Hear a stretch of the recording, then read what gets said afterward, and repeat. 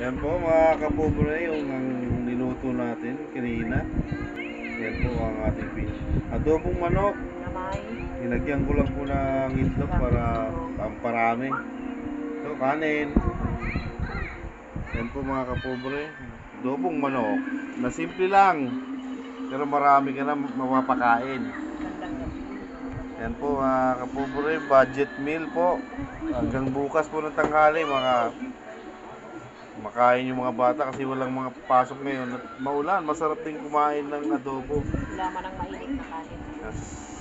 Ano po ng mainit na kanin, yun po. Manapin ang aming nilay. Tikman natin na tamang-tama ng lasa. Masarap ha. Titikim pa. Dali. Yan po, kapobre.